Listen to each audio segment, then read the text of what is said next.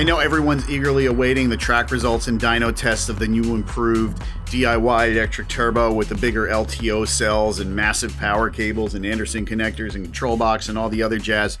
Well, towards that end, and in order to make it possible before the tracks close, which is in about a month or so, so I've got to kind of hurry up, I went ahead and ordered an even bigger ESC. Now, why did I get a bigger ESC? One, I didn't want the ESC to have any chance of being the bottleneck, and two, I want the other ESC to function on a slightly smaller unit so I can do a compound DIY electric turbo and see how close we can get to 1,000 horsepower. That's going to be exciting.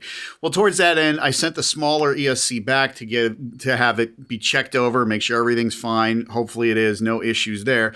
But I wanted to do a quick unboxing with this one. So let's take a look.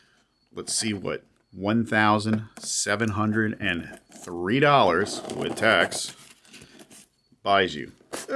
I haven't actually opened the box. I've cut this open, but I have not opened or looked at this one at all. So we're seeing this together for the first time. I hate these. So there you have it. Ah, she's gonna be beautiful. Let's take this. Let's get rid of these packing peanuts. There you have it. Advanced power drives. Genuine. Hey, wait a second. It's already opened. Why is it opened?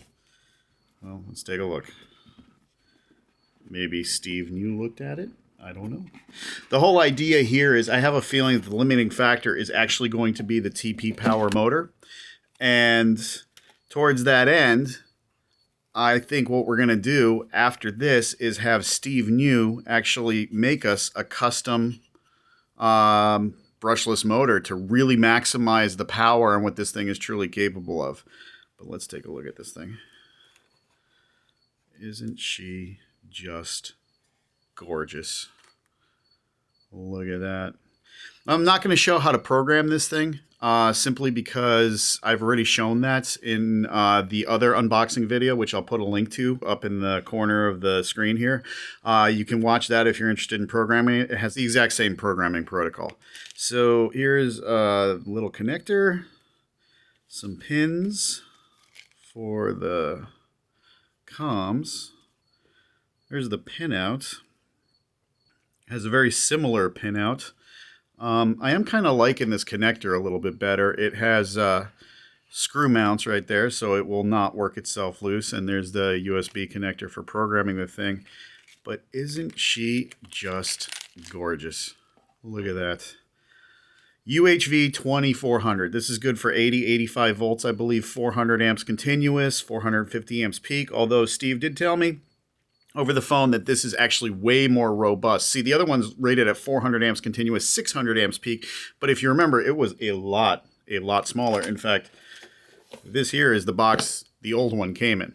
So to give you a point of reference as far as the size of it, it was that big.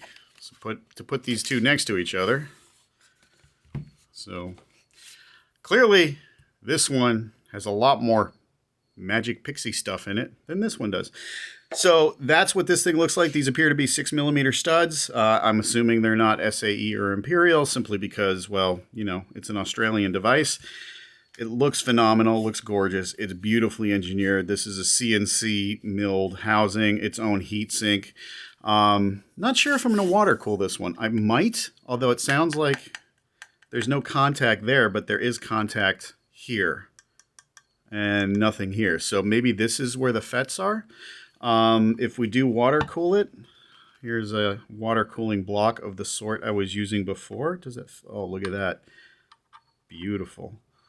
It perfectly fits in there. Maybe just enough room for the lines. I'm going to actually contact them and find out if that's in fact all I need to cool. If it is, then that's easy peasy. I've already got the cooling blocks for it. I actually have two of these things. Otherwise, perhaps fan cooling, but I do like the idea of running ice water through it. So there you go. This stuff is coming fast and furious. Everything's already installed in the car. It's all ready to rock and roll. All we got to do is put this thing in. get some fresh slicks on it because we fried the other ones to death, and hit the track. That's crazy. Thanks for watching. Don't forget to subscribe and ring the bell for notifications when I post new videos because they're going to be coming quick. Thanks for watching. Catch you on the next one.